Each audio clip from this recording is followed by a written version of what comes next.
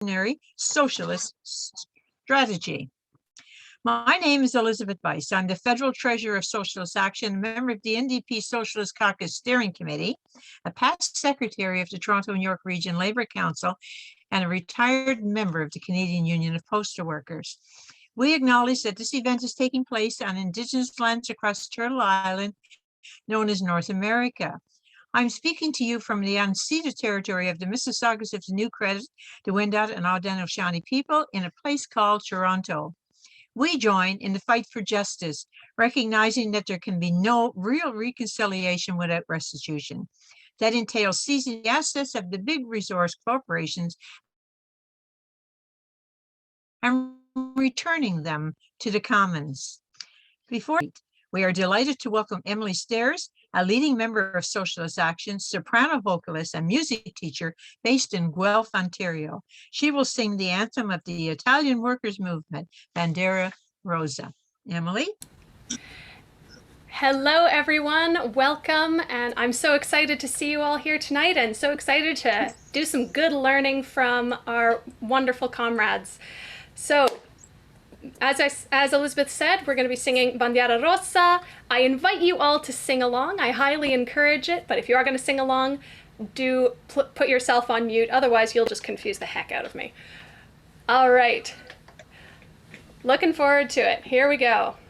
The chorus is pretty easy. You'll all pick it up pretty fast. Avanti il popolo alla riscossa, bandiera rossa, bandiera rossa. Avanti il popolo alla riscossa, bandiera rossa, trionferà. Bandiera rossa la trionferà, bandiera rossa la trionferà, bandiera rossa la trionferà. E viva il comunismo e la libertà degli sfruttati, l'immensa schiera, la pure innalzi, rossa bandiera, o proletari, alla riscossa, bandiera rossa, trionferà, bandiera rossa la trionferà, bandiera rossa la trionferà, bandiera rossa la trionferà, e viva il comunismo e la libertà.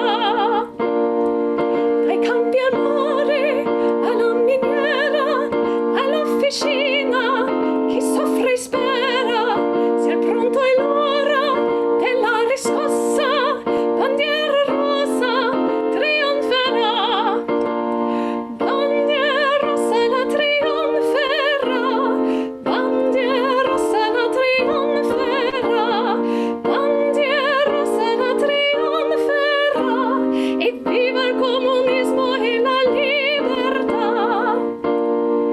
Non più nemici, non più frontiere, sui confini, rosse bandiere, o socialisti, alla riscossa, bandiera rossa, trionferà, bandiera rossa la trionferà, bandiera rossa la trionferà, bandiera rossa la trionferà, e viva il comunismo e la libertà.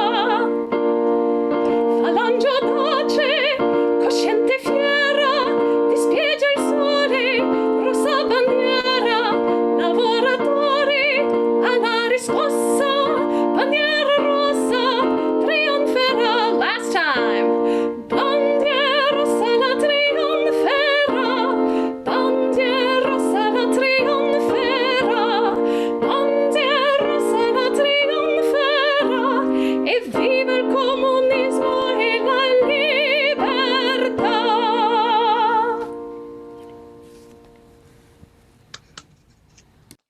Thank you so much, Emily. Thank you, comrade. That was beautiful. Okay, tonight's opening session is titled, What is Trotskyism Today? Based on Marx, Engels, and Lenin, we considered the contributions of Leon Trotsky on permanent revolution, Stalinism, fascism, organizing the revolutionary overthrow of capitalism and the defense against counter-revolution. The presentation will feature the need for an orientation to the working class and the United Front. The speakers are Barry Weisleder, Federal Secretary of Socialist Action Canada, and Mark Ostapiak, a member of the National Committee of Socialist Action USA. Barry and Mark will speak for up to 30 minutes. After that, we will take questions from the audience, to which Barry and Mark will respond. So let's begin. Barry Weisleder is a union organizer, writer, editor, teacher, chair of the NDP Socialist Caucus, and the Federal Secretary of Socialist Action. Welcome, Barry. Good evening, comrades and friends. In answer to the question, what is socialism? James P. Cannon, a pioneer of the revolutionary workers' movement in North America, famously said this: socialism is both a political program and a political movement to achieve it. Program and movement, theory and practice. So then, what is Trotskyism? Simply put, Trotskyism is modern-day revolutionary socialism. The aim of this talk is to summarize its main component parts. Let's begin with, who was Leon Trotsky? Lev Davidovich Bronstein, better known as Leon Trotsky, was a Ukrainian-Russian Marxist political theorist and revolutionary politician.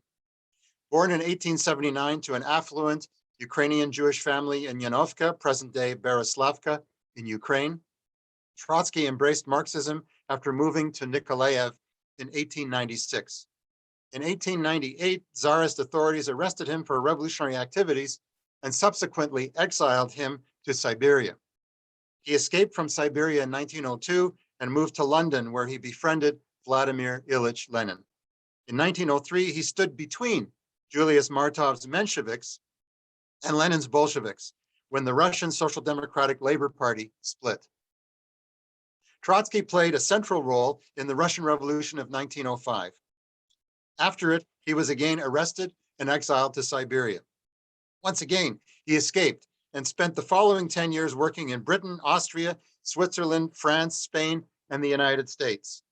After the 1917 February Revolution, which ended the Tsarist monarchy, Trotsky returned to Russia. En route, he was arrested by the British in Halifax and held there for 1 month. After Lenin adopted Trotsky's call for a workers' government and all power to the Soviets, Trotsky's own political organization fused with the Bolsheviks, and he became a central leader of the United Party. He was chairperson of the Petrograd Soviet in the Revolution of November 1917 that overthrew the provisional government. Trotsky first held the post of Commissar for Foreign Affairs. He was directly involved in the 1917-1918 Brest-Litovsk negotiations with Germany as Russia pulled out of the First World War. From March 1918 to January 1925, Trotsky headed the Red Army as People's Commissar for Military and Naval Affairs and led the Bolshevik victory in the Russian Civil War of 1917-1922. He became one of the 7 members of the first Bolshevik Politburo in 1919. After the death of Lenin in January 1924 and the rise of Joseph Stalin, Trotsky lost his governmental positions. He was expelled from the Soviet Union in February 1929. He spent the rest of his life in exile, writing and organizing against the Stalinist bureaucratic dictatorship. In 1938, Trotsky and his supporters founded the Fourth International in opposition to Stalin's despotic and counter-revolutionary Comintern. After surviving multiple attempts on his life, Trotsky was assassinated in August 1940 in Mexico by Ramon Mercader, a Soviet secret police agent. Trotsky's program provide both political continuity and a qualitative development of revolutionary socialism in the 20th century. Well, let's start with the thread of continuity. How did Karl Marx and Friedrich Engels lay the basis for scientific socialism? Its main components are dialectical materialism, to which historical materialism is closely related, the labor theory of value, and the idea of class struggle. In contrast to George Wilhelm Hegel, who emphasized the idealist notion that human reality is dependent on the mind's perceptions, Marx developed dialectical materialism. The materialist view emphasizes that the world of concrete reality shapes socioeconomic relations, and those in turn determine socio-political reality. Whereas Hegelians blamed religious alienation for societal ills, Marx and Engels concluded that alienation from economic and political power, coupled with exploitation and poverty, were the real culprits.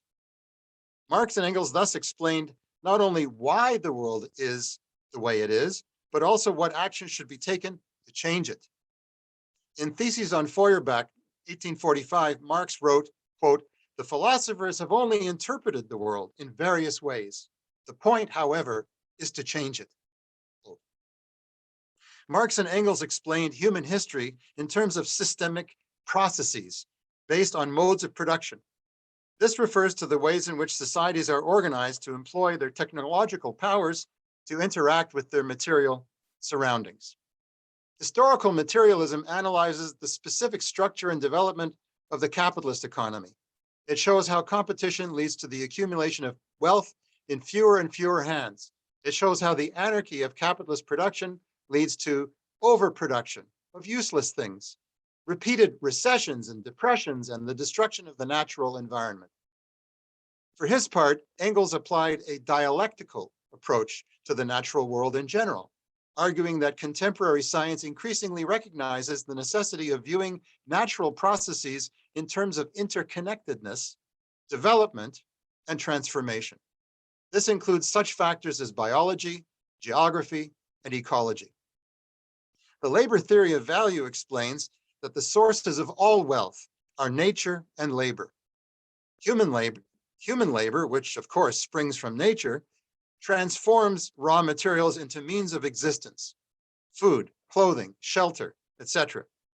The appearance of a social surplus, starting with the Neolithic or agricultural revolution over 10,000 years ago, led to the rise of classes and the state. In class-divided society, surplus value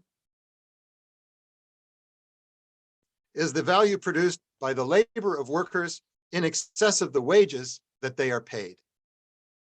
Under capitalism, the bourgeoisie seeks to minimize wages and to maximize private profit. When profits rise at the expense of wages and social amenities, it represents a rise in the rate of exploitation. The battle between the main contending forces in society over the surplus value generated by labor is what we call the class struggle. Quote, "The history of all hitherto existing society is the history of class struggles," Marx wrote in the Communist Manifesto. The exception, of course, is the history of pre-class societies, as Engels subsequently noted. Quote, "Freeman and slave, patrician and plebeian, lord and serf, guildmaster and journeyman, in a word, oppressor and oppressed, stood in constant opposition to one another, carried on an uninterrupted, now hidden, now open fight, a fight that ended each time ended either in a revolutionary reconstruction of society at large or in the common ruin of the contending classes. Our epoch, the epoch of the bourgeoisie, possesses this distinctive feature. It has simplified class antagonisms. Society as a whole is more and more splitting up into two great hostile camps, into two great classes directly facing each other, bourgeoisie and proletariat," close quote. Vladimir Ilyich Lenin, on these foundations of scientific socialism, advanced his theory of imperialism and his concept of the Revolutionary Party.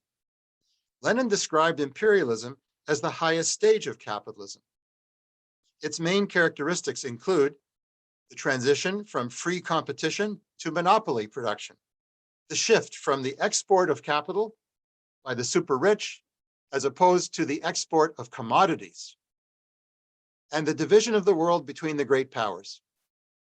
Lenin maintained that to bring the working class, the vast majority class, to power, a highly disciplined mass workers' party would be necessary to overcome the lying, cheating, and extremely violent state power of the minority ruling class. Trotsky, through his experiences between 1903 and 1917, realized that Lenin was correct about the need for a vanguard party. The Mensheviks and other tendencies subordinated the working class to the liberal bourgeoisie and to the landlords and to the imperialist war. Trotsky considered himself to be a Bolshevik Leninist, that is, an orthodox Marxist who recognized the need for a workers' party committed to a revolutionary strategy. Trotsky's politics differ radically from those of Stalin and Mao Zedong. Most important are his rejection of the theory of socialism in one country and his call for an international permanent revolution. Revolutionary socialists echo Trotsky's opposition to Stalinist totalitarianism, advocate political revolution in bureaucratized worker states, and argue that socialism cannot sustain itself without workers' democracy. The permanent revolution concept maintains that the countries dominated by imperialism are stunted. They are deliberately underdeveloped by foreign capital. The domestic capitalists are tied by 1,000 chains to their imperial overlords, unable to develop their economy free from super exploitation, unable to stop the drain of resources and profits. They are subordinate to those above them, and they are fearful of the workers and farmers below them. They are incapable of decisive action for economic and political independence. Thus, the bourgeois democratic tasks in underdeveloped, exploited countries can be fully accomplished only through the establishment of workers' power, a worker state. That inevitably involves seizing big capitalist property. Thus, the accomplishment of bourgeois democratic tasks, including industrialization and democracy, becomes the job of the working class. Although identified with Leon Trotsky, the call for a permanent revolution is first found in the writings of Karl Marx and Friedrich Engels in March 1850, in the aftermath of the 1848 revolution, in their address of the Central Committee to the Communist League.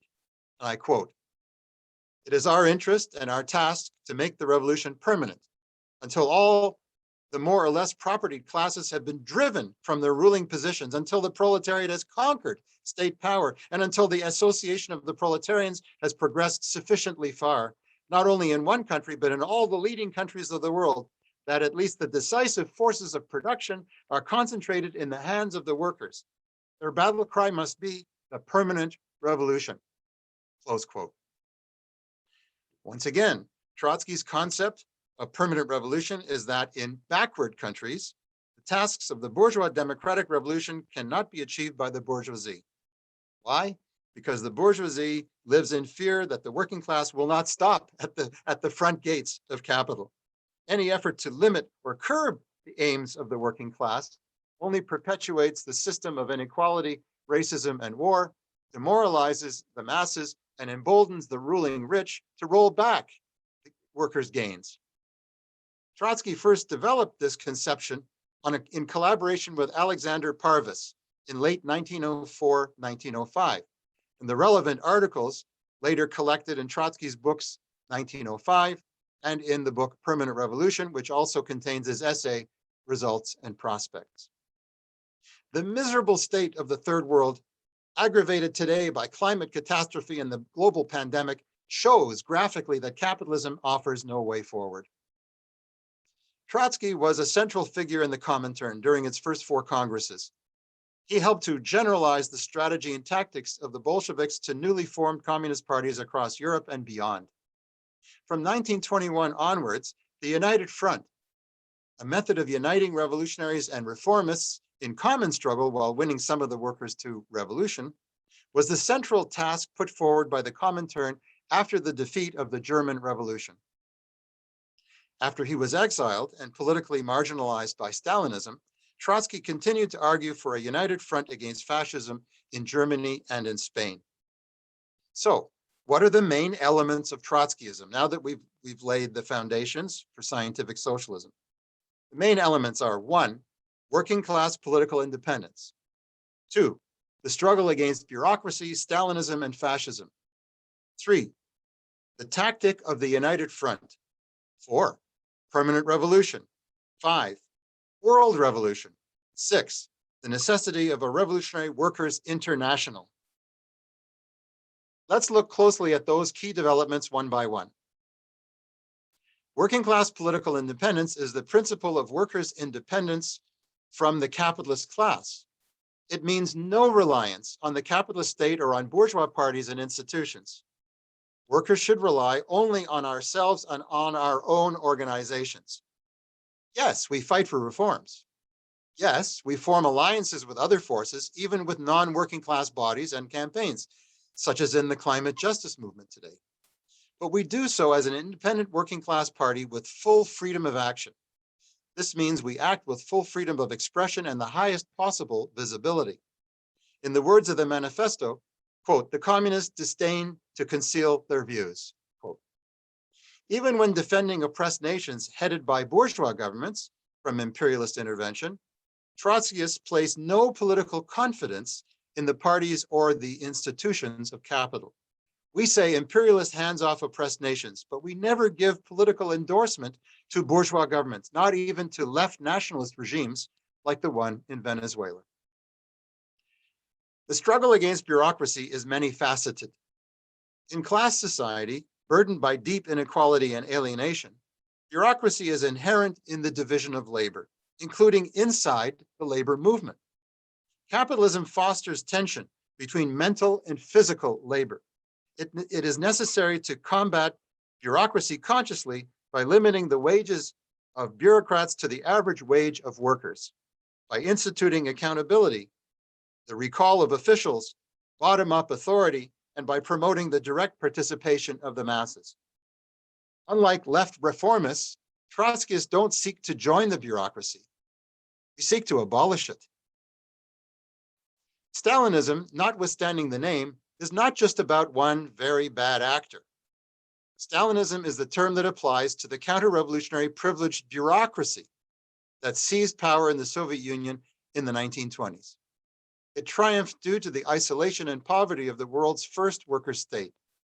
Its adaptation to capitalist rule globally undermines the existence of the workers' states. The cure for Stalinist rule is political revolution, to restore workers' control over the planned economy, to rebuild a pluralistic socialist democracy. Fascism is a term that liberals and left-wing populists tend to use rather carelessly. They often equate fascism with ultra-conservative forces. They try to justify support for liberal capitalist parties as a lesser evil. The way to stop Erin O'Toole, they say, is to support Justin Trudeau's Bay Street liberals. To stop Trump, well, support the Wall Street Democrats. Fascism, however, is something distinct and completely different from right-wing conservatism. Trotsky was one of the first to explain that fascism is a mass movement of petty bourgeois reaction, the middle layers ruined by capitalist crisis. This movement is used to crush labor and the left when the prospect of socialist revolution is on the agenda. Doug Ford is not a fascist. Trump is not a fascist. Bolsonaro is not a fascist. Fascism is a mass murder machine. It outlaws, jails, and kills leftists and labor unionists by the tens of thousands and victimizes other oppressed people by the millions. Fascism is the last resort employed by capital to stop socialist revolution, to stamp it out completely. The corporate elite prefers parliamentary rule over fascist rule. They prefer a fake democracy over a conservative military dictatorship, much less fascism. Why? Why? Because those regimes are very costly and very risky. The ruling class risks losing everything by mobilizing the enraged and ruined petty bourgeoisie, what Trotsky called the human dust of society. But the question remains, how to destroy the seeds of fascism, which are inherent in capitalism, given its entrenched racism, sexism, and homophobia? One task is to counter-demonstrate against the far right, to implement the slogan, smash racism, no platform for fascists. The ultimate answer to the evils of the present system is the mobilization of the working class for socialist solutions to the multiple crises of late capitalism. The answer is working class unity in action led by a Revolutionary Workers' Party that is active on many levels. Such a response is increasingly urgent. So, how do revolutionaries go from being a small minority to commanding the allegiance of the majority of the working class? The United Front is one means.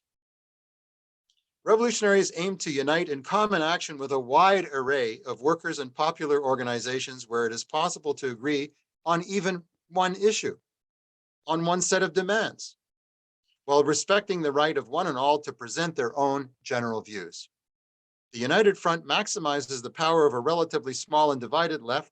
It enables us to appeal to wider layers of the working class.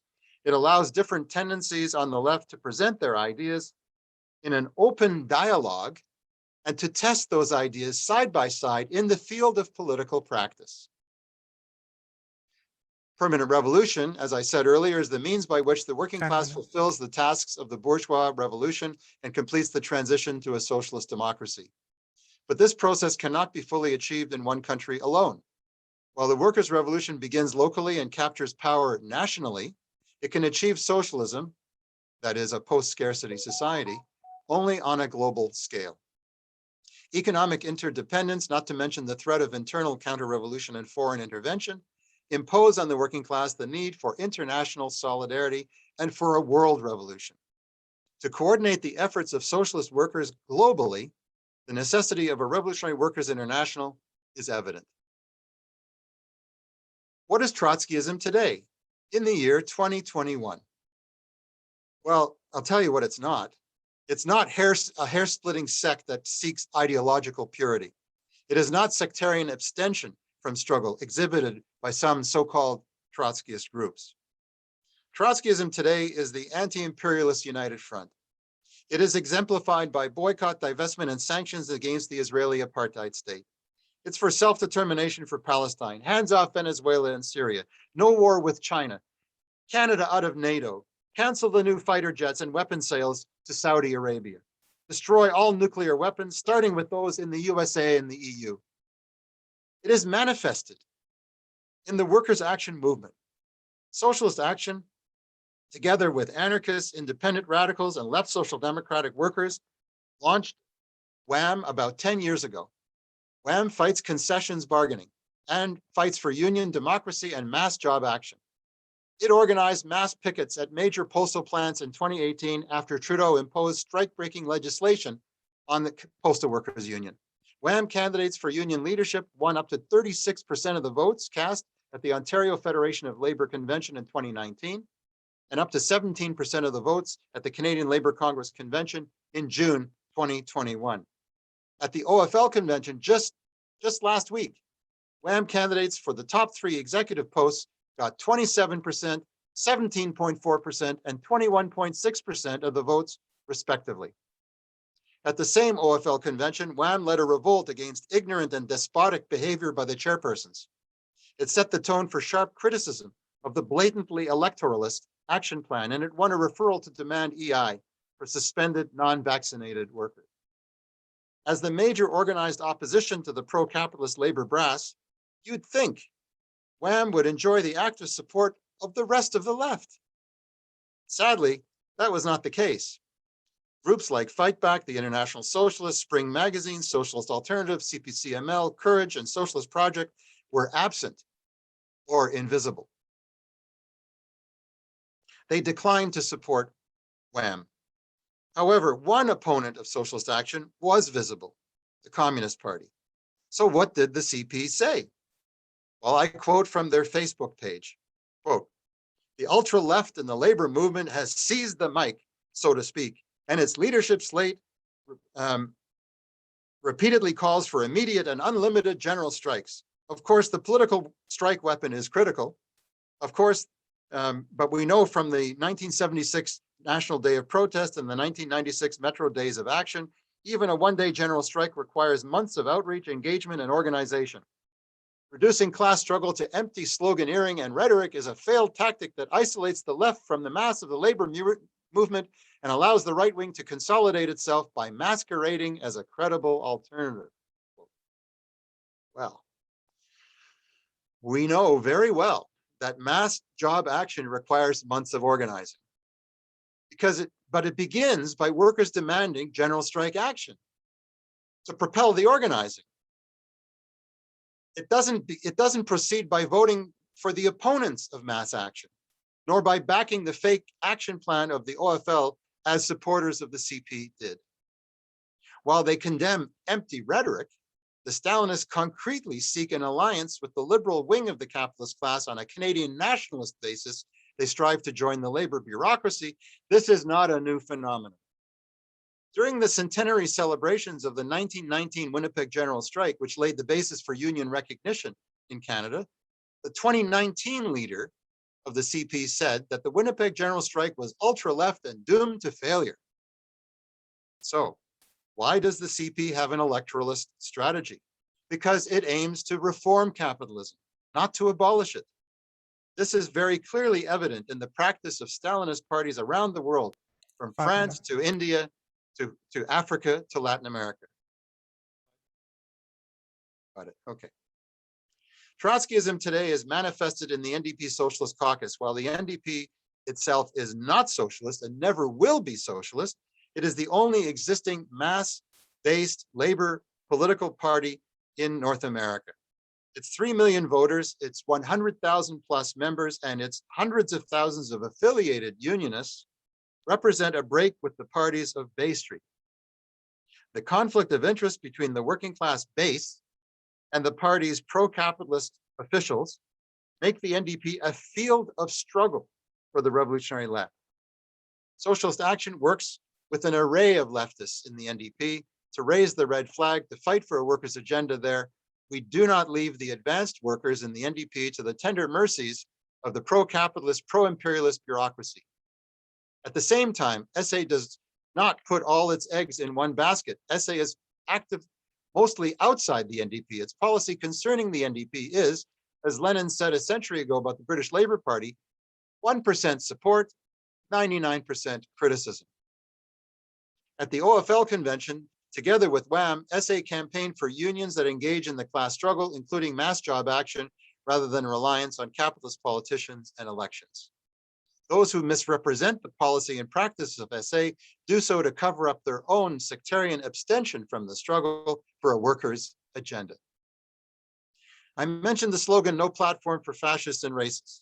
It underscores Trotskyist opposition to reliance on the capitalist state, its co-ops and its cops, its cops and courts. We oppose Ottawa's decision to outlaw the Proud Boys, the Base, and the Atomwaffen group, and like organizations. Why? Because such laws are inevitably used against the left, including Palestine solidarity and anti-Zionist boycott campaigns. The alternative to reliance on the capitalist state is direct mass mobilization of labor in the left against the ultra-right.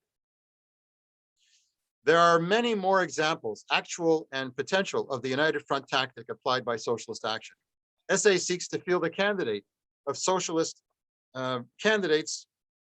We seek to field a coalition of Socialist Action candidates running for city council in Toronto and Peel and other places. We proposed a policy platform, which is under discussion at the monthly online meetings of the emerging Socialist Municipal Coalition. SA campaigns in solidarity with Indigenous people. No reconciliation without restitution is a transitional slogan we raise. Objectively speaking, it demands expropriation of the oil, gas, mining, forestry, and banking monopolies, along with the churches that ran the infamous so-called residential schools. The needs of Indigenous people cannot be met by lowering the Canadian flag or by Justin Trudeau appointing an Indigenous woman as Governor General. The same is true concerning the climate crisis. There is no free market solution. Our program is for eco-socialism, and that entails nationalization of the oil, gas, and natural resources sector in order to rapidly retool and to shift away from carbon to sustainable green energy. Socialist Action demands money to meet human needs, not for the violation of civil liberties. So we say defund, disarm, and disband the police and military for working class and community control of policing. We say defend and extend democratic rights, stop the harassment of the houseless people, full rights for immigrant workers, confront the People's Party of Canada with counter demonstrations, end incarceration of refugees, curtail state and corporate surveillance. So then, what is Trotskyism today? It is socialist action. SA is committed to building the indispensable mass working class revolutionary party with the fullest democracy and debate and the firmest unity in action. And if you agree with that, you should join us. Thank you. Okay, thank you, Barry.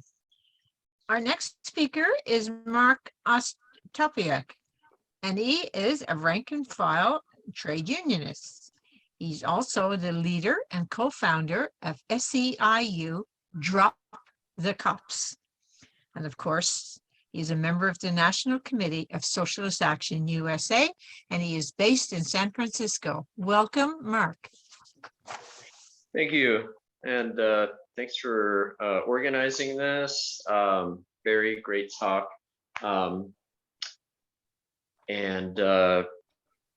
I really appreciated the background information. It means that I don't have to cover that. But anyways, I'll begin. Marxism has been pronounced dead and resurrected so many times it should get the most specter-like social science. It will live on until there are either no classes or no more human life, communism or barbarism. These are quite literally the stakes we face right now. Trotskyism is a legitimate heir of Marxism today. It is the history of class struggle. It scientifically defines the way capitalism functions and offers a simple yet greatly misunderstood strategy for liberation of humanity that lives in harmony with all other living things. Workers of the world unite. Of course, if it were that simple, it wouldn't be called class struggle. Eco-socialist minded scientists embrace the proposed nomenclature for the current geological era marked by altering the climate by human red capitalist systems, the Anthropocene. A very basic chemical, CO2, the main waste product from the primary energy source, fossil fuel of capitalist production, is created in such excess that it is altering the climate irrevocably. The recent gathering of world leaders at the COP26 in Glasgow has proven to be another do-nothing conference. An international group of youth leaders denounced the conference while inside, then marched 100,000 strong in the streets, demanding that fossil fuels be left in the ground. Young women leaders from the global south spoke to the mass mobilization, pointing out the contradiction that the likes of fracker-in-chief Joe Biden attended and spoke at the conference, posing as the great leader for solving the climate crisis. The conference was so laden with fossil fuel lobbyists that if this category of COP26 participant were counted as a nation, they would have been the largest national delegation at the conference. These representatives, protecting their monopoly profits by selling a literal climate time bomb, work hand in glove with the monopolized US military industrial complex, the world's most expansive and massive system of organized control, surveillance, and mass murder. It's a bigger polluter and contributor to greenhouse gases than 140 nations combined. And since the 1997 Kyoto era of climate summits, global military emissions have been exempt from the final accords. So just imagine, these already non-binding agreements, should they have actually been implemented, would have left untouched 140 countries worth of CO2 emissions. This is the outcome of negotiating with an industry with the most guns pointed at the most nations. And can an arbiter so lethal be party to what is rightfully called a negotiation? Absolutely not. Whatever the anti-maskers and anti-vaxxers may say, the US war machine and the fossil fuel industry are more akin to tyranny than implementing life-saving public health measures like universal masking and vaccinations, which Socialist Action US supports. For many leaders in the US and throughout the world, They will say war is peace, health is death. And this is what capitalist controlled mass media would have workers of the world believe: mass confusion and pitting the victims of the system against one another. This is a different kind of warfare waged through capitalist control of ideology. In the US, the fossil fuel industry, with the backing of the US government, continues the project of manifest destiny, despoliation of tribal lands by big oil, protected by military guns overseas and here at home in the United States. The most powerful capitalist interests will have governments murder millions over the right to kill by way of the climate catastrophe. It gives rise to the refrain I often hear among my generation. I'm 43 years old, and younger people, that capitalism is a death cult. And where is the lie? The lived experience of participants of global struggles over 100 years for a world without war, for climate justice, racial justice, gender and sex equality, LGBTQI liberation, jobs for all, land for dispossessed small farmers, the society of true equals living in peace with each other and in harmony with nature, are the lessons that our Revolutionary Party embodies in our political program.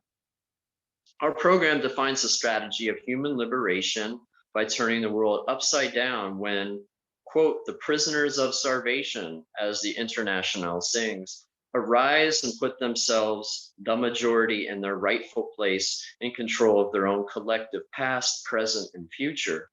Otherwise, we will not truly have known what democracy, a society based on the will of majority, really looks like. Now, when one rewinds from today, we can see, as the chants and truly massive mobilizations shout out, this is what democracy really looks like. It looks like building a better future by beginning with the outpouring of millions in the streets, in the open for the world to see, raising demands that the capitalist system will be proven incapable of delivering.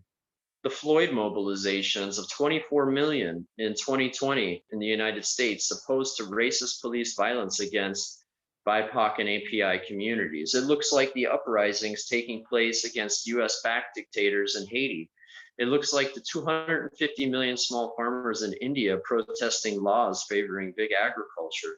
It looks like years of mass mobilizations of women for reproductive justice in Poland. The same throughout Latin America, where support for the Green Wave has won victories for reproductive justice and abortion rights for women in Mexico, despite opposition by right-wing politicians and conservative doctors.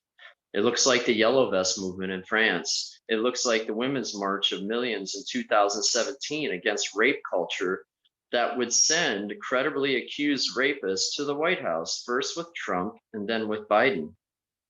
Democracy felt more palpable than it had in a long time during the Occupy Wall Street movement of 2012, when it blossomed into a national movement in over 1,000 cities of people opposed to wealth disparity between the 99 and 1%. This disparity is inextricably tied to how the capitalist system functions. It looks like the Arab Spring of 2010 and 11, which put to rest the idea that even US-backed dictatorships were incapable of being toppled. After 2 weeks of mass mobilizations, the rule of Hosni Mubarak collapsed. It looks like a series of massive general strikes in Greece in 2010 and 11. It looks like the immigrant rights mobilizations of millions in 2006, which may have been the largest political and economic strike in US history. It looks like millions in 2003 opposed to the Iraq war out in the streets. It looks like the movements against US intervention in Latin America in the 1970s and 80s. It looks like the mass movement of ACT UP in the 80s, the Vietnam anti-war movement, the May-June 1968 struggle in France, the civil rights movement, Black Power, Stonewall, women's liberation struggles. And we could continue like this going back 100 years. But isn't Marxism dead? It has been pronounced deceased numerous times. Though typical of a specter, it continues to haunt the ruling classes of the world. After all, capitalism creates its own gravediggers, as famously written in the Communist Manifesto. The system itself is so exploitative and crushing that it invariably leads to a response by its victims that has a resemblance to Newton's third law of physics. For every action, there is an equal and opposite reaction. But if Marxism is dead, why has the Communist Manifesto been found in the hands of the most unlikely person, Grimes, the partner of the richest man in the world, Elon Musk, whose production plants have been known to foster cultures of racism from management who answer directly to Musk himself? And Musk's wealth has just surpassed that of Jeff Bezos, the racist anti-union owner of Amazon. Musk, Bezos, and the rest of the 2,200 billionaires in the world all got richer during the pandemic era. In the US alone, billionaires saw their wealth surge $1.7 trillion, 62% richer during the pandemic. Meanwhile, workers lost jobs in the millions. Unemployment benefits were cut off on 9/11. I work in food stamps and public health system in California, and 9/11 shows up on my databases all the time when I read the final date of their unemployment issuances. To me, this represents another working class tragedy that workers will, quote, never forget. Rent debt in California households alone is $2.5 billion and $1.7 billion in utility debt. Across the US, rent debt is $4.8 billion. The rich are amassing smog-like wealth, you know, that dragon in Lord of the Rings. Musk and Bezos are breaking all records for personal wealth, while the vast majority of the world, workers, small farmers, the precariat, the abjectly poor, experience precipitous declines in terms of economic stability, public health, and environmental climate stability. But if Marxism, clearly very much alive as embodied in this conference, somehow slipped into the wealthiest household in the world through the Communist Manifesto, how could it be that basic Marxist economic theories slipped from the lips of Jeff Bezos? And thanking the Amazon workers for funding his Blue Origin space flight, he said, "You paid for all of this." A simple statement. It illustrates how surplus value is stolen from workers to become the boss's profit. So much surplus value that it was able to fund and launch a billionaire's private rocket into outer space, the price tag of which still amounts to a fraction of what Bezos's overall wealth is. Now, did the specter of communism momentarily possess Bezos? While the rich themselves launch themselves into space and amass ever more wealth, millions of workers have lost jobs, lost healthcare, lost their lives to COVID. Climate change catastrophes incinerate entire towns or are inundated by massive floods. The world's richest white men got richer, while workers of the world suffered mass economic decline, and even life expectancy declined. The most oppressed died in such great waves in the US that life expectancy dropped by 1.5 years, the largest drop since World War II. For the underdeveloped world, the life expectancy may have declined by 2 to 3 years. In California alone, it almost seems like, you know, every time you open the newspaper during the summer and autumn months that you hear about a new town being threatened by a wildfire, and this is considered the new normal. What else is being normalized, it seems, is warfare by police against BIPOC and API and trans communities, which is part of the same militarized machine overseas. While the war in Afghanistan has ostensibly come to an end, privatized military forces remain, and US military spending continues to break records to feed the maw of the war machine, made up of 1,100 US military bases across the globe and massive nuclear arsenals that draw the world nearer to midnight on the doomsday time clock. Quite literally, workers of the world are facing an existential threat.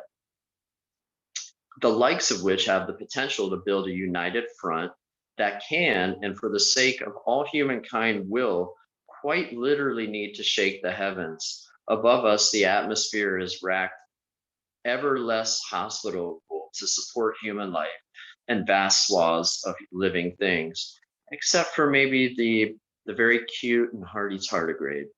Now, these are the conditions that are faced by humanity. I'm sort of drawing from the transitional program sort of outline, right? Here's the conditions. And now we have to think about our leadership. How do we get ourselves out of this mess? Our program, our political program, it's the outcome of the lived experience of our movement to achieve the seemingly impossible, to unite the gravediggers of capitalism into an international mass movement for liberation of humanity. The Trotskyist movement has participated in every single working class fight back of consequence over the last 100 years or more in a world defined by domination of global finance capital. Workers of all races, ethnicities, genders, sexual orientations have been the leading protagonists of this struggle. This trend, in fact, of history will not only continue, but as the existential crisis posed by capitalism literally bent on creating an inhabitable planet, the pace, depth, and breadth of this struggle is likely to grow. However, without a clear strategy for winning power, these struggles will inevitably lack the focus needed to achieve their goal. As Trotsky once remarked, without the Revolutionary Party serving as the piston box to focus the steam produced by the fire of the episodically rebellious workers and all of the oppressed people of the earth, these struggles risk being subsumed by the forces of liberalism, reaction, even fascism. To paraphrase Trotsky from the transitional program, liberal politics on the one hand, fascism on the other, these are the last political resources of imperialism in the struggle against a worldwide workers' revolution. And the road away from liberation has several paths today that we're quite familiar with. Here are some of the more recent political traps du jour. Bernie Sanders, 2 elections in a row, successfully corralled millions of young radicalizing workers into Democratic Party politics. This is in a country where the majority of people under 30 support socialism over capitalism. When Sanders was nearing the end of completing his task of corralling workers into the Democratic Party during the 2020 election, with Biden on the upswing, even Sanders proposed more money for the police, something that nobody calling themselves a socialist could justify. Meanwhile, the Movement for Black Lives and their national conference in the lead up to the Biden election helped channel the energy of 24 million youthful anti-racist fighters who, on national television almost nightly for weeks, mobilized in the face of massive militarized police repression. The head of this Black political organization called themselves trained Marxists. And they claim to be fighting racial capitalism, and they have massive financial backing of capitalist philanthropic organizations. Their most salient political feat is leading a mass movement who is engaged in a type of class struggle in the streets into the dead end of pro-capitalist Democratic Party. As we always say, the Democratic Party is the graveyard of social movements. Like the Communist Party and their daily worker People's World publication of yesteryear, the DSA, the Democratic Socialists of America, now plays the dominant role of tailing the Democratic Party to siphon off still more radicalizing workers into the Democratic Party. They hype up heroes like AOC, who was praised by liberals when she wore to a $35,000 per seat Met Gala ball, a custom designed dress that said tax the rich, and she carried a tiny little red purse that said the same thing. But a large number of the Twittersphere, which points up this idea that a large portion, the majority of people under 30 support socialism over capitalism, they didn't buy this theater. They saw through this token wokeness something like putting a feed the homeless banner on a yacht. The former socialist turned Democrat has registered her real stripes in various ways so as to lend support or at least no resistance to $1.9 billion in funding for the Capitol Police. She voted to fund ICE and fund military aid for Israeli apartheid and genocide of Palestinians. And the leadership of the DSA behind their popular publication, Jacobin Magazine, drags along 90,000 plus members, mostly willingly, into their strategy of supporting, quote, socialists and left Democrats, even Democratic Socialist Bernie Sanders, who voted in 2020 for one of the largest corporate bailouts in US history as part of the $2 trillion stimulus bill. And when the war industry asked for a $17 billion bailout, Bernie voted yes. Now this goes back, we're very quick to say, no, we can't do that. And this goes back to 10 minutes. the historic jumping the shark of the Second International in 1914, when they voted for war credits for their respective capitalist governments to make workers the cannon fodder of World War II, of World War I. Over 100 years later, one's position on war, or one party's position on war, is still the great litmus test of whether a leadership is on the side of the masses or war profiteers and mass murderers, and there is no in between. Nor is there any viable strategy for workers' liberation in the anarchist movement today or ever. I appreciate what Barry said about WHAM. I'd love to learn more about that. Our experience with some anarchists here in the United States is quite different. Their contributions to the class struggle today amount to counterproductive black bloc style mobilizations that may break a few windows of a bank branch. They set a couple of dumpster fires. They may even periodically occupy a building or two or create an autonomous zone, but they have no strategy for building workers' power. Some of their adventures, like the CHOP, the Capitol Hill organizing project or whatever it was called in Seattle, lasted not even a month and was infiltrated by violent provocateurs. Or perhaps anarchists will carry out a program of mutual aid, making food or donating supplies to oppressed communities. These gestures of solidarity are somewhat helpful, but totally bereft of any strategy to change the conditions that give rise to such capitalist privation. They would rather have a fund drive to buy shoes for the shoeless than to build a movement to take over the shoe factory. Their project is one largely of impotent political theater and infantile fetishism of throwing a brick or two at the symbols of capitalist power, a free library on the street, or a medic tent with some bandages and alcohol wipes. A very nice gesture, but does nothing to challenge power of the ruling class. Our program is one that fights for free education for all and workers' control of the privatized healthcare system and national healthcare, something that neither a water-damaged AK press book in a milk crate nor a kind person gauze wrapping a scraped elbow can bring into being. More to the point, anarchism opposes any state, even a state of a workers' majority, which is the highest expression of workers' democracy. How can a movement claim to be for the liberation of workers while standing in opposition to workers' power? Anarchism had a moment in Spain during the early to mid 30s. This was anarchism's grand test, and it failed. Having effectively taken power in Barcelona during the Spanish Civil War, quote, anarchism consistently refused to recognize the distinction between a bourgeois and worker state, explained Felix Moro in his book, Anarchism in Spain. Quote, even in the days of Lenin and Trotsky, anarchism denounced the Soviet Union as an exploiter's regime.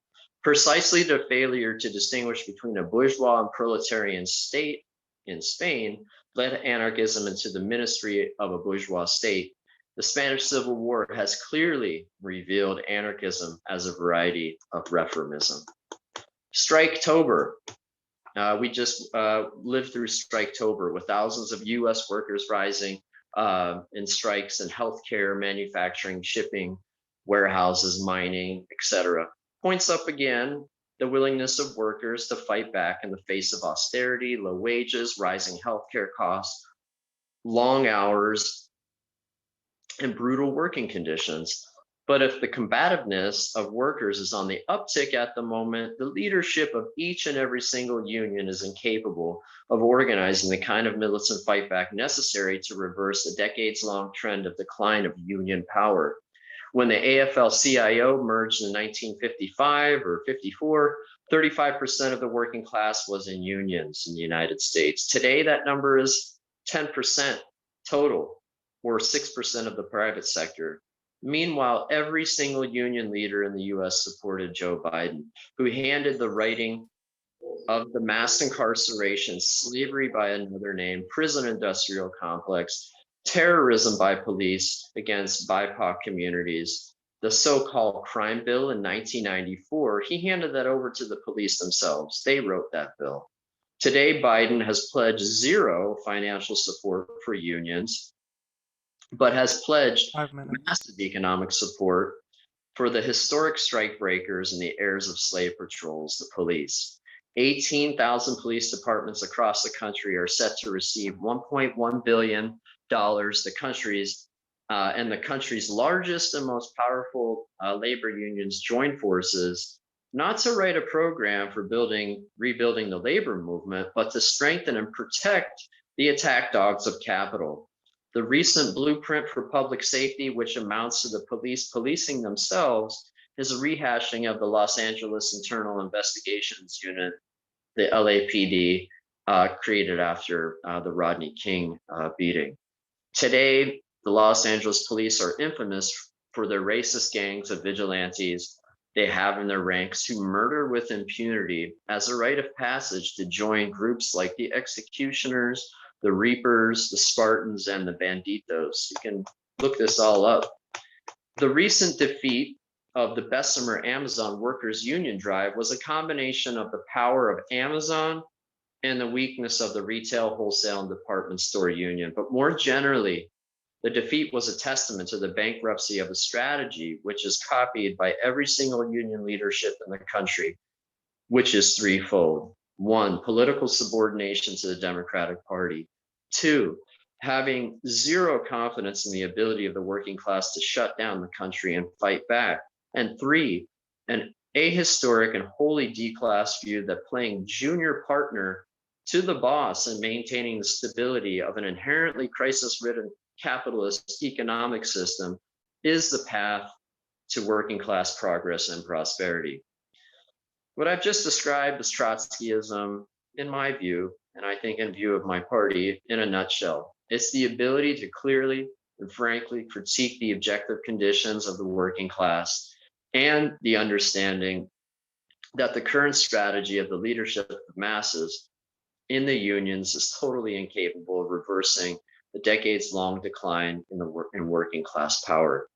It's that, and it's more. It's being an active participant in the struggles to rebuild the workers' movement, the anti-war, anti-imperialist movement, to reorient the anti-racist movements, the women's liberation and LGBTQI movements, each of which have seen similar declines in their combativeness, largely due to the same crisis of leadership already described.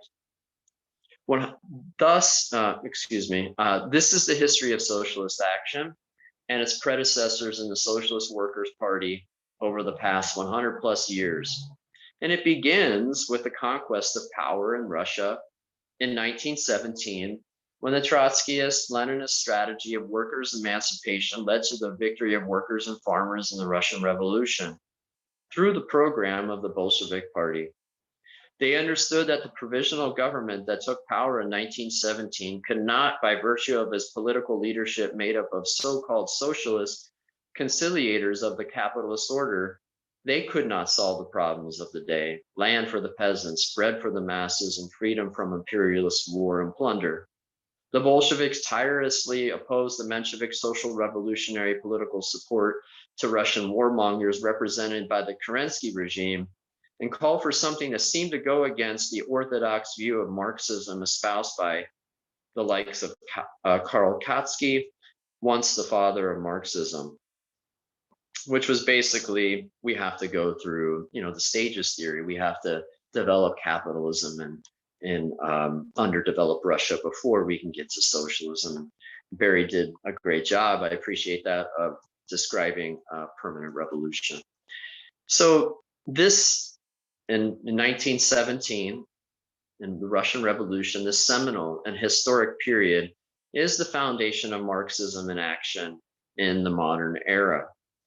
From the lessons of the Russian Revolution flows the strategy of class struggle unionism embodied in our movement's participation in United Front defense campaigns of Sacco and Vanzetti, our party's 30 leadership in the victorious 1934 Teamsters strike in Minneapolis, our outspoken leadership agitating for a united front against the rise of fascism in the 1930s and 40s, our leading role in founding the Fourth International with Leon Trotsky in 1938, the support of the Cuban Revolution, the leadership of our party in the Vietnam anti-war movement, a model of grassroots, non-professional, zero nonprofit-led movement building, the leadership in the women's Please liberation wrap movement. up, comrade. I should wrap up. Comrade, I have but maybe 2 more minutes. Can I get that?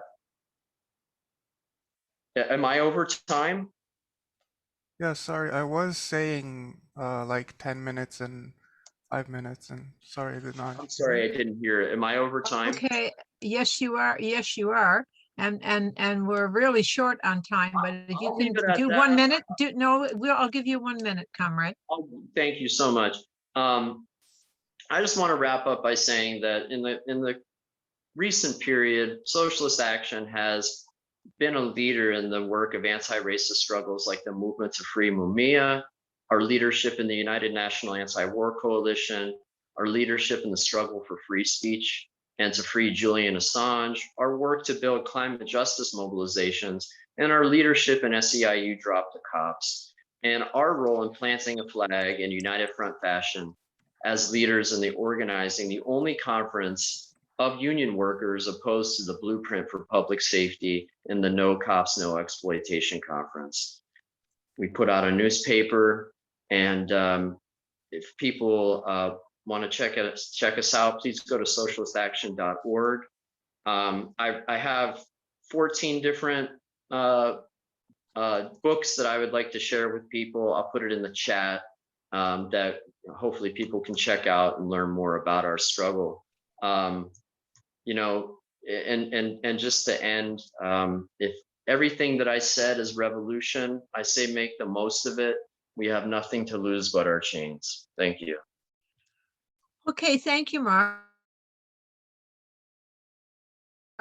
All right, so I have some names to call on already, but before, let's see.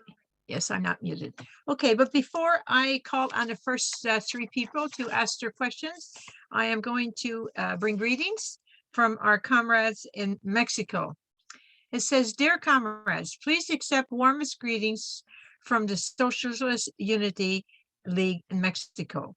We were impressed by the number of people attending your Socialism 2021 educational conference in June, and we sincerely wish you new successes that will reaffirm the spirit that was displayed in that event.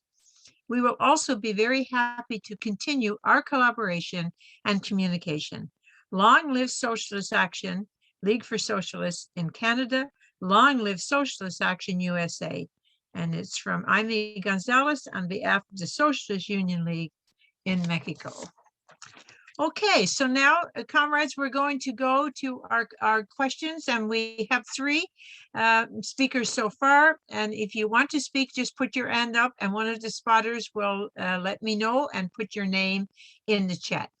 And you have now between 1 to 2 minutes to ask your questions. We will take 3 questions, and then we will go back to our panelists, and they will be given 3 minutes to answer 1, 2, or 3 questions of your choice. Okay, so our first audience speaker is Daniel.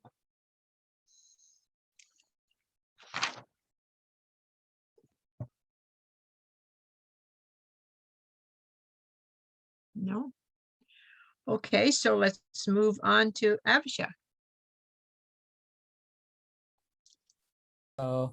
Hi, Comrade Barry. Very lucid presentation. So I was thinking in terms of, Trotskyism, there were long-standing disagreement between Lenin and Trotsky, and that also shaped how we understand Trotskyism today.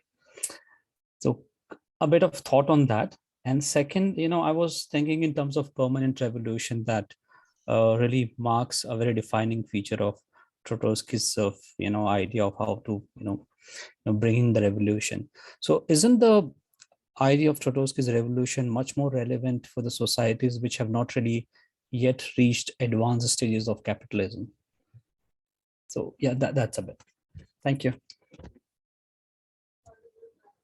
Okay, Emily?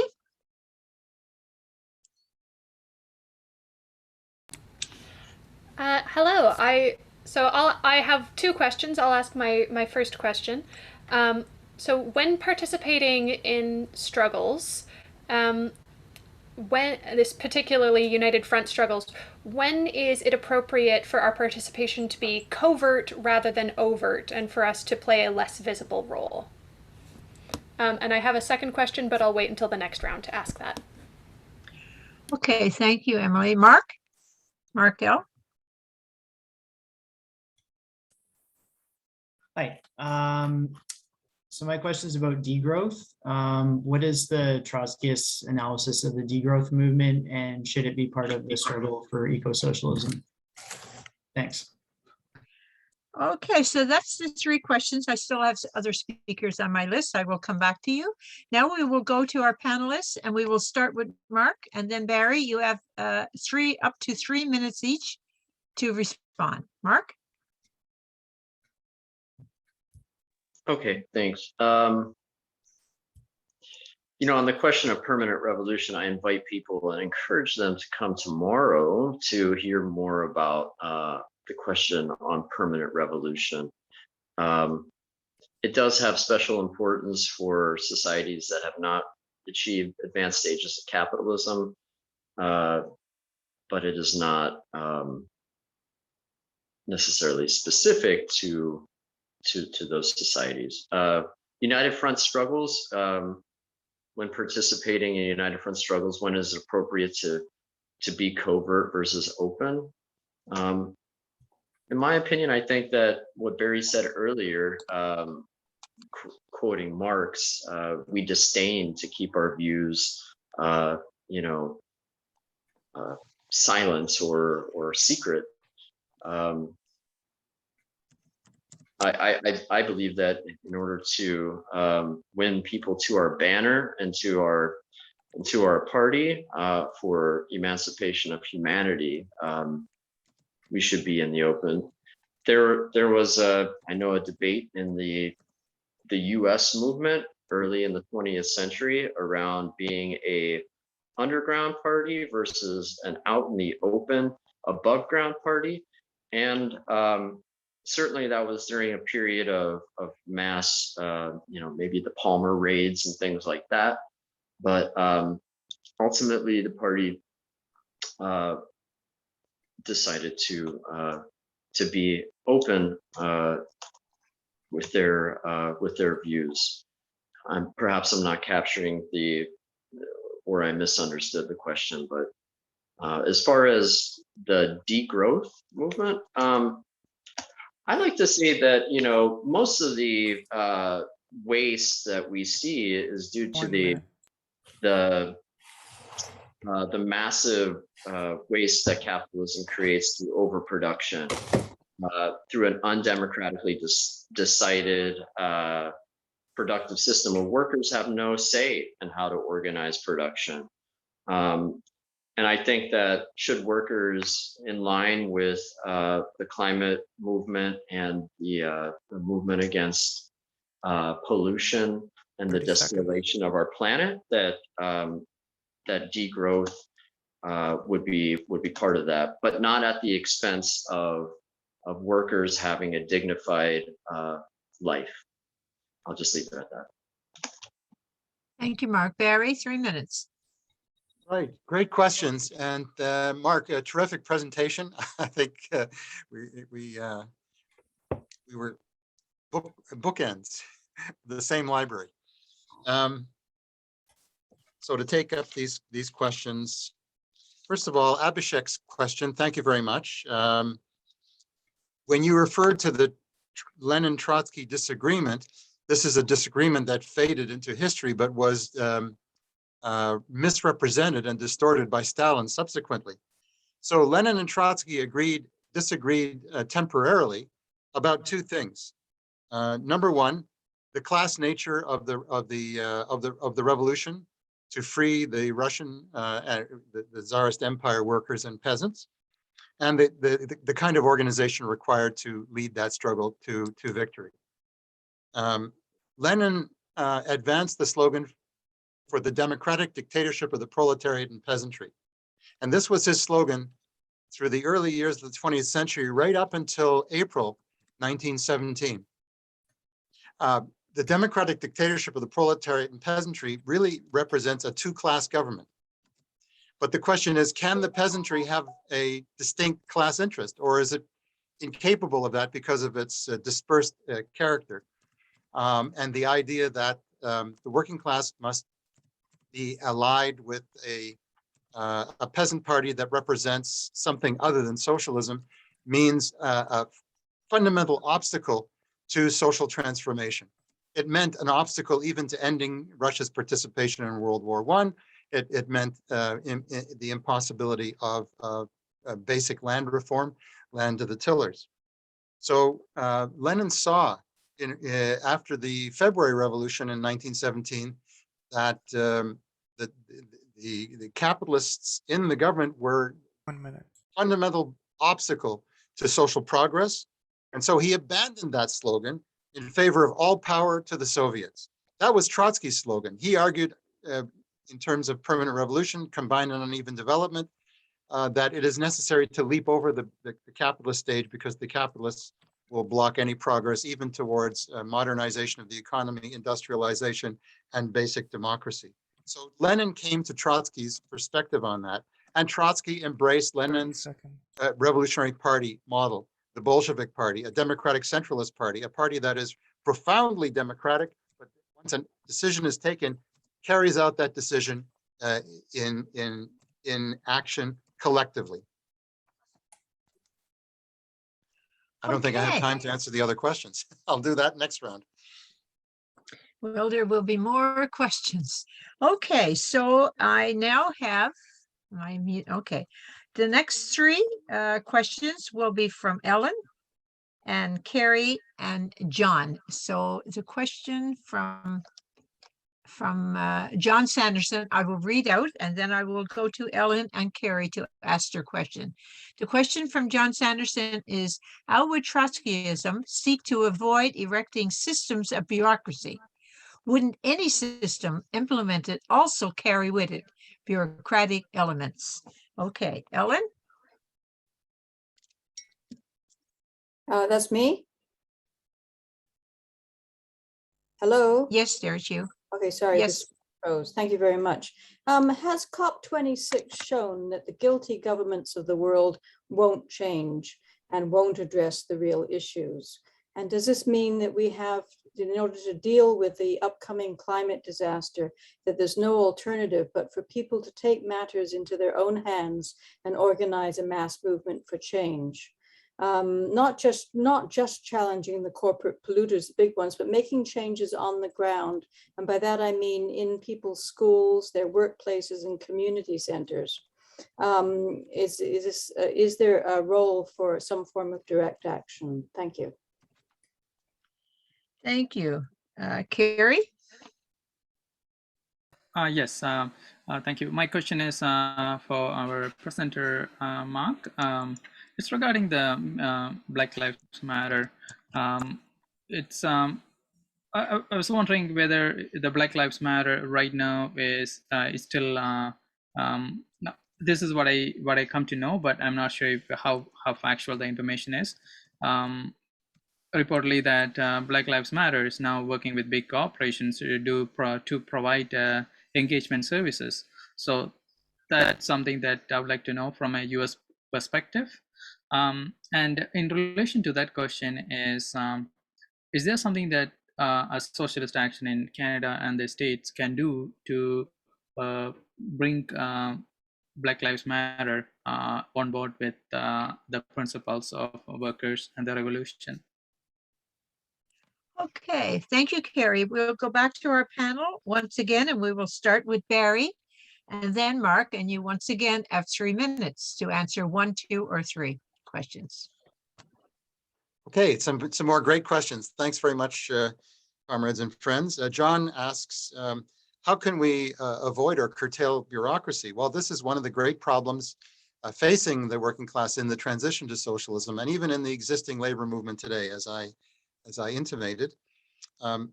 First of all, bureaucracy is a function of the division of labor under conditions of scarcity. So until we have world socialism and a planet and a human society of surplus rather than scarcity, this is going to be a problem. So it has to be a problem addressed by rules, rules that are fought for, explained, advanced, and defended by the working class leadership.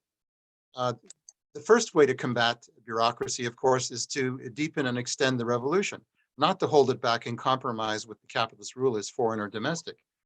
So extension of the revolution was vital. That's why Che Guevara, after the Cuban Revolution, in which he played a very important leadership role, went to Central Africa and then to Bolivia in efforts to extend the revolution locally and internationally. Create 2, 3, many Vietnams was his slogan. But that's only part of it. The other part, of course, is to institute measures to maintain accountability of leaders and to limit their material personal wealth. And we draw some lessons from the Paris Commune of 1871. And what were those measures that the communards implemented that we should follow today and that we do in socialist action? Well, first of all, the right to recall officials. You may be elected to serve a 2 or 3 year term, but if you misrepresent your electors, they should be able to revoke and recall officials so they don't become entrenched. Secondly, elected officials should be paid a salary no more than the people that they represent.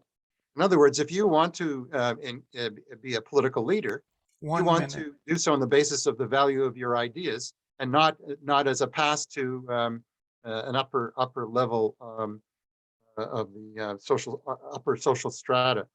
And the right of tendencies to be represented in decision making, in the media, in the organs of workers' power. Full tenancy rights, right to recall officials, limit salaries. These are measures that we 30 seconds. actively take to reduce or minimize or curtail bureaucracy and the extension of the revolution. And a revolutionary party is needed to advance all of this. And I just have to take 30 seconds to say, when are we covert? When do we seek to be covert? Almost never.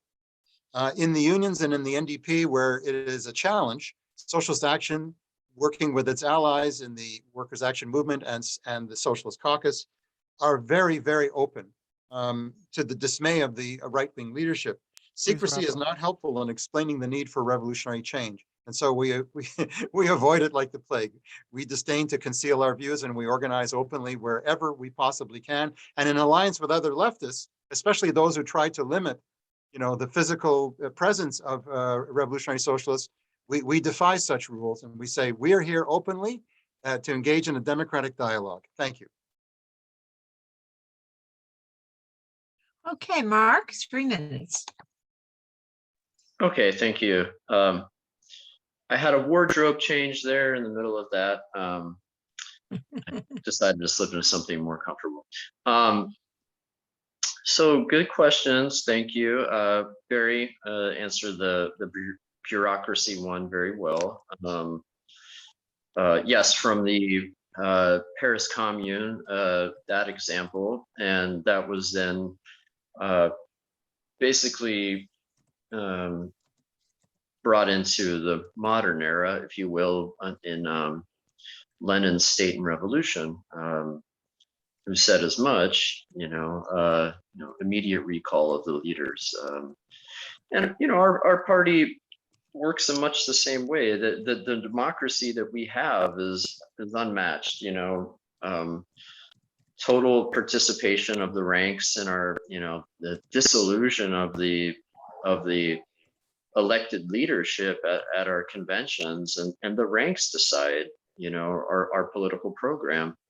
3 months of literary discussion around every single topic proposed. It's that type of democracy that we employ today that will be expanded and move, will continue as we grow. On COP26, the person asked, has it shown that governments of the world won't change? Absolutely. After 25 years or more of these types of do nothing conferences, and with maybe less than 10 years left to reverse the climate catastrophe, we've run out of time. It's clear that they do not play any 1 progressive minute. role. As far as direct action, we're a mass action party. Given the global nature of the crisis, we say mobilize workers of the world to shut down production in the fossil fuel industry, in the war industry, to nationalize these industries. That's the type of action we need. And on Black Lives Matter, not only have they received millions, tens of millions of dollars from capitalist philanthropy. 30 seconds. I just read, yes, you're correct, that the likes of like Walmart and Microsoft and Facebook, etc., are donating to the Black Lives Matter movement in denominations in the millions. We're a workers' party. We don't take corporate money. We're totally funded by our members, and workers who make a little more, we hope can give more. And it's their motivation is political. Please wrap up. And that's it. Thank you. Okay, thank you. Okay, so I have just 2 people this time on the list. Is there a third that would like to join? Otherwise, I will go back to a second question from somebody else. No, I don't see anything from the spotters. Okay, so I have Julie. Pardon me? Abhishek has his hand up for a second question. Yes, and I already have Emily for a second question. So we have Julie. Yes, I have both. I have 2 second questions, comrades. Okay. So the next speakers then will be Julius, Matthew Barnes, and then Emily for her second question. And then the next time around, I will have Abhishek down. Okay. So right now we're going to go with Julius. Go ahead. Thank Tom. you, Elizabeth. Thank you. So Barry actually started to answer my question, but I'm wondering if both Mark and Barry could elaborate more on the role of the bureaucracy in the workers' movement today, both in Canada and the US. That really seems that given the huge crises that we're facing, be it ecological or threats of imperialist war, the economy, the impacts on young people, young workers, the cost of living is through the roof. People can barely afford to pay rent and feed themselves. It's clear today than it's been in a long time that there's a bottleneck that's created in the workers' movement, and that's putting it politely, by the labor bureaucracy, basically preventing any real fundamental, even reformist change, let alone revolutionary change. I'm wondering if you can elaborate on what needs to happen and what you think it'll take for the grassroots, the rank and file, to finally say enough is enough. I know there's been some comments about, the time is ripe. I don't know, why, what are people waiting for? In SA Canada, we're building WHAM. WHAM gets a lot of support, but those votes, are great indicators of support for our ideas, but it hasn't yet resulted in movement on the streets or in the unions in terms of challenging the leadership outside of conventions. So I'm just wondering if you can elaborate on those comments. Okay, Matthew. Thank you, Julius. Matthew? Yeah, I heard the phrase "nothing to lose but our chains" mentioned. How does revolutionary action look? When I feel that in a developed country such as Canada or the US, the majority of working class people do have more to lose than their chains. In taking illegal or true revolutionary action, they do have something to lose. So how do we overcome that and get people to be willing to take that risk? Thank you, Matthew. Emily, for your second question. Yeah, thank you. And great questions, other folks. I'm excited to hear the answers. But so my second question is, what place does mutual aid have in the context of Trotskyism and in the context of transitional demands? So I'm really interested in the role mutual aid can play in radicalizing people and in community building and movement building. I'm thinking of the amazing work done by people like the Ottawa Street Medics, who provide life-saving care and work really hard to highlight the gaps of care that the state fails to provide for houseless people and other marginalized folks. Thank you, Emily. And I think I will now go to Abhishek and give the presenters more time to answer this time around. Thank you, Elizabeth. So ask your second question, Abhishek. Not really a question, but I was thinking it seems that Trotsky had a very uncompromising stand on reliance on capitalist state or fight against fascism. Of course, he had a broader definition of fascism at mind when he's thinking about, fight against fascism. But how would a revolutionary party built on Trotskyism negotiate with, let's say, bourgeois democracy? Because inevitably there would be certain negotiation where one has to, abide by capitalist dictates of a democracy. So what's the way out around it? And despite being, having a pandemic which has really showed to the world that the system is at fault, it can't really work, we haven't seen any radical changes, any radical revolutions taking place. So what could be the cause of the delay? Okay, so now we're going to go back to our presenters. You have 5 minutes, Mark, and then Barry.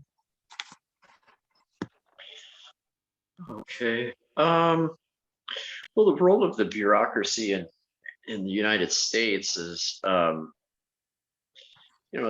it's pointed up in so many different defeats. The big defeat at Bessemer, Alabama, where Amazon workers, 80% of whom are Black workers, they lost their union fight. I guess it was this past March. And it was largely due to the lack of strategy that the leadership of the retail workers union had for fighting against a national Amazon. They focused on Bessemer. To beat a behemoth like Amazon that has instantaneous type of delivery systems, you have to mobilize the warehouse workers, the truckers. You have to have cross-union solidarity between the entire class to shut down production to win such struggles as fighting one of the world's largest corporations. As far as how do we compel workers who have more to lose than their chains? Even the luxuries we may have, like a roof over our head or whatever, a car to drive or whatever. These don't seem like chains, of course, but we are tied to capitalist production that literally steals our wealth that we create and creates an inequitable society that is against the interest of workers. How do you compel workers to take the risk? I think it can happen in surprising ways. You know, all it takes is a spark. And maybe this is a little bit too far in the past, but I always like to think about the French Revolution, for example, that that emboldened the Haitian slaves to fight against English, British, and French imperialism and to defeat them. You know, we compel workers to take the risk when a group of workers actually makes that bold leap. They set the example. Sometimes it's the most oppressed who take the first step. Maybe it's the more, you know, privileged workers who do. But I think when we see the wildfire of struggle like blossom, like in, you know, the Floyd mobilizations in the United States, where 24 million people turned out, soon you had, you know, people in Gaza sending, you know, greetings of solidarity. You had mobilizations in other countries against their own police, because the police are, you know, known globally as oppressors of working people. Mutual aid is part of the struggle. You know, in my presentation, I didn't mean to imply that mutual aid as part of a broader struggle for workers' rights, for better labor conditions, 1 minute. and ultimately for the emancipation of the class didn't have a place. It certainly does. I mean, I think about, you know, the Teamsters strike in 1934, where you had similar mutual aid things. You had the families of in solidarity with the workers, cooking food for the strikers, medics, etc. What I meant to say when it comes to 30 mutual aid, seconds. it seems like the anarchist movement, that is one of their strategies. It's just, it's almost do-gooderism. It's not a strategy for emancipating the workers. Of course, workers' struggles are always going to have their own mutual aid networks that we should support. Thank you, Mark. Barry, 5 minutes. Yeah, some more great questions. Thanks very much, everyone. I want to go back to the degrowth question, which I didn't have a chance to address. Do we need to degrow production in society? Well, yes, in many important respects, we do. We need to curb waste. This society is characterized by waste. Something like a quarter to half of all the food that's produced goes to waste in order to sustain high prices and monopoly control. So we need to curb waste. We need to curb overpackaging. And most of all, we need to curb expenditure on the military, the wars of aggression. We need, but at the same time, we need to take these steps without any moralistic component. We shouldn't blame ourselves. We shouldn't blame the vast majority of people of being wasteful. And we should demand that the changes occur at the point of production, not at the point of consumption, because that puts the blame on the wrong end of the stick. We need to increase production of many things. We need to increase the production of quality of housing, quality and quantity of housing, of food, of education, of healthcare, and a green infrastructure. We need to retool the energy system in order to have a sustainable future for humanity and the environment. So we actually need to increase production of some things, and we need to eliminate or sharply curtail production of other things. So degrowth on across the board as the only slogan, that would be incomplete and therefore incorrect, as Ernest Mandel famously said. With regard to mutual aid, yeah, I think Mark answered that question admirably. We want to support all initiatives from the bottom up, but the notion that the mass movement, let alone the Revolutionary Party, can fill the gaps, I think is mistaken, and it could divert many scores of activists into a kind of political paralysis. We cannot substitute for the state. We want to organize a worker state, and when we want to seize control of the fabulous resources of human society in the interest of the vast majority, that is demilitarize and move towards putting human needs ahead of private profit. And that can't be done through mutual aid. It's commendable. I wouldn't oppose it at a demonstration to have a tent where medical aid can be provided, but it's not a substitute for building a revolutionary party and for smashing the bourgeois state and redirecting the fabulous resources of humanity towards the common good. How do we negotiate with bourgeois democracy? I'm not sure I understand perfectly what Abhishek means, but any negotiation the workers do, we strive to do from a position of strength. And what is our strength? Our strength is mass action. And if our slogans are for the bourgeois society, for alliance with capitalist liberals, if there's any compromise with the status quo, that we cannot apply the force of the mass mobilization in the interest of the working class. And as any negotiator knows, when you go to the table, you always ask for more than you expect to get, always. And so you cannot curtail the demands of the working class. We need to escalate the demands of the working class as long as they express the felt needs of workers. And this comes to the question of nothing to lose but our chains. Well, we are losing, comrades and friends. We are losing pensions. We are losing jobs. We are losing any semblance of a habitable environment. The heat dome does not discriminate. It envelops whole regions of the planet. Lytton, BC, burned to the ground. So, what are their chains? What are the chains that we have nothing to lose? Well, it's all the plagues of capitalism in its decline. The pandemic, racism, sexism, and homophobia, and workers radicalize on many different issues in many different ways, and their mobilizations are unpredictable, which is why we need the power of a mass revolutionary working class party, a revolutionary party that can galvanize and channel the justified anger of the masses towards system change. We need system change, not climate change. And that brings us to the transitional demands, which will be a feature of the session tomorrow. So I'm happy to end on that note. Okay, thank you. So I see no other questions from our spotters.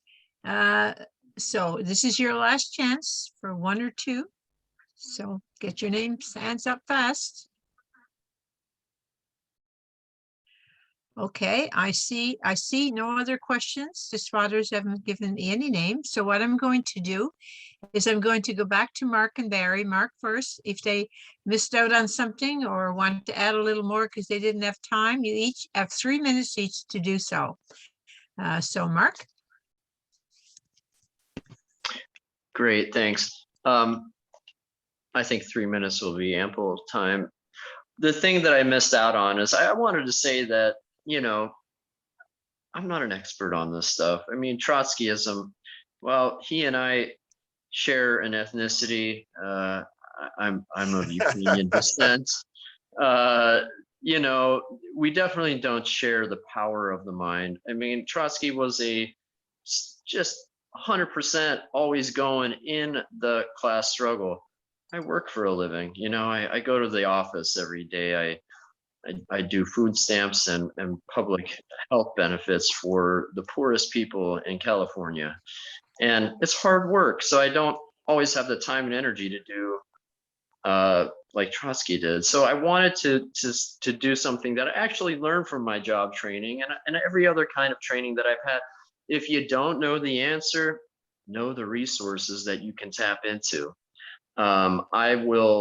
I think maybe in a separate email, because my laptop actually doesn't have internet connection. I don't know why. But some resources. Check out the Transitional Program by Trotsky, the History of the Russian Revolution by Trotsky. Check out Social Reform or Revolution by Rosa Luxemburg. Check out State and Revolution by Lenin. Imperialism, the Highest Stage of Capitalism by Lenin. Trotsky's Writings on Fascism. Trotsky's writings on Stalinism, The Permanent Revolution by Trotsky, Socialism on Trial by James Cannon, The Teamster Rebellion trilogy by Farrell Dobbs, Labor's Giant Step by Art Price, In Defense of Marxism by Trotsky, The History of American Trotskyism by James Cannon, The Analysis of Malcolm X and Black Liberation by George Brightman. 1 minute. So there are many, many more. Check out our website. Go to socialistaction.org. Check out our YouTube page. Know where your resources are. And when you have time to put into studying class struggle, check it out and link up with the study group. Continue to build the party. Talk to other workers in your workplace and students. And 30 seconds. I will end it with that. I'll yield my 30 seconds to Barry. And I accept the 30 seconds. If the chair permits, I will go ahead. Go ahead. I want to thank Ellen for her question. I didn't get to it earlier. Should we take direct climate action in schools, workplaces, and our communities? Yes, we should. And we should organize collectively to do that. But we should understand that what we're fighting for it's not a demonstration sport. It's the need for system change. And that entails building a revolutionary party, which she and all of us are doing, and striving to put in place a workers' government that's going to dismantle the toxic, wasteful, warlike, racist capitalist system. We need a workers' government. COP26 shows that the polluters control the most powerful governments. Local gardens, okay, solar arrays, fine. But these cannot substitute for mass action, a revolutionary party, and a workers' government. That's what we strive for, and that's what we need to talk about constantly. Julius raised the role of the labor bureaucracy. What is that role? The labor bureaucracy is regressive. It is ruthless. It is controlling. They put members to sleep and they feed them complacency. And when push comes to shove, they say, well, okay, we'll change the government. And then they go all fuzzy and wishy-washy over what kind of government they want to put in place. In Canada, there's a mass labor party, the NDP. In the United States, there's no mass labor party. So they end up backing Democrats. But even in Canada, the conservative bureaucrats engage in what they call strategic voting, which means, elect the NDP candidate or the Liberal candidate who has the best chance of defeating the Conservative candidate. That's like crossing a picket line. That's a betrayal of the interests of working people. We vote for the Workers' Party only, and very, very critically, as Lenin said, 99% criticism, 1% support is what we bring to bear because we challenge the pro-capitalist policies of the NDP in government, and it's visible, profoundly visible in British Columbia today, where we are challenging the NDP at the BC NDP convention coming up in just a few days. The role of the bureaucracy is regressive. But what are people waiting for? Well, they're waiting for the challenges that propelled each one of us to revolutionary politics: the wars, the environmental degradation, the lack of adequate housing, a crumbling healthcare system. All of these things affected us. Other workers are no different than we are. So we strive to harness the anger of the workers and channel it in a direction that can bring about reforms that build the confidence and also build a revolutionary party that can have a strategic perspective to change the world. That's what we strive to do. And we've got all kinds of publications. Mark mentioned a few. We, Socialist Action, we're not a group of intellectuals, but we believe in the power of ideas. So we publicize these ideas, and we try to bring them to bear in our discourse with working people to act collectively for our liberation, but to do so in an informed way, in an effective way, and in a determined way. That's what we strive to do. And if you agree with that perspective, please join us and get your friends and neighbors and co-workers to do the same. Thanks very much.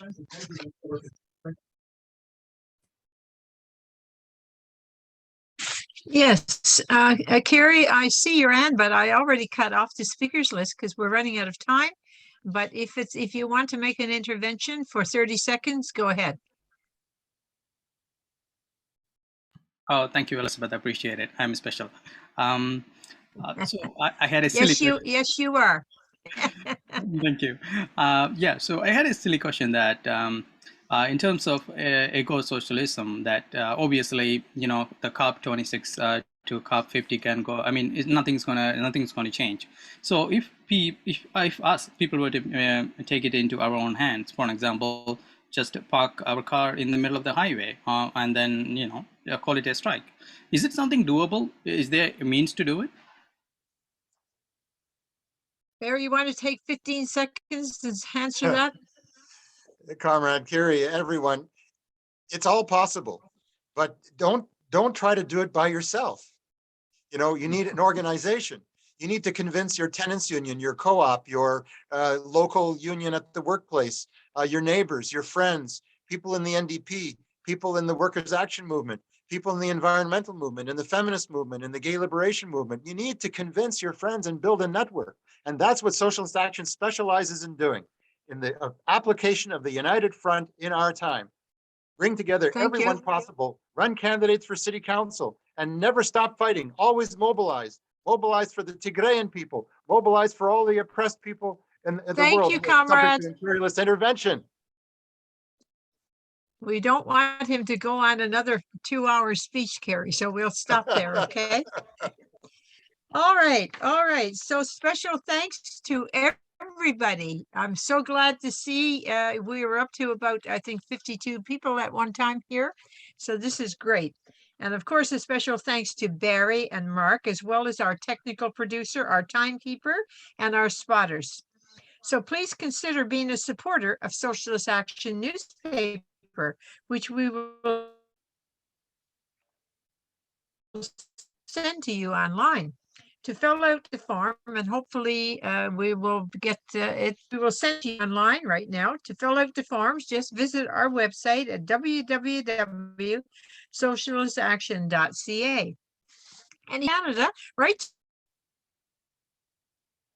to Socialist Action Canada, gmail.com, or just call 647-986-1917. And I'm sure the American comrades tomorrow, when they have their chair, Anne Montague, in the one, she will tell you all about how to join SAUSA. And once again, if you like this show, please subscribe to the Socialist Action YouTube channel. The next session of this conference takes place tomorrow, Sunday, November the 14th at 1 p.m. Eastern Time, 10 a.m. Pacific Time. The topic is democratic and transitional demands. We will look at the nature and importance of democratic demands in the context of late capitalism and examine transitional demands as a bridge between current workers' class consciousness and the objective needs of the class.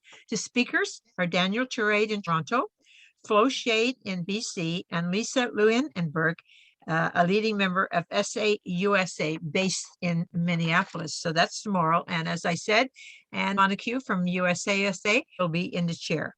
And then on Sunday, November the 14th, tomorrow too, at 4 p.m. Eastern Time, the topic is permanent revolution.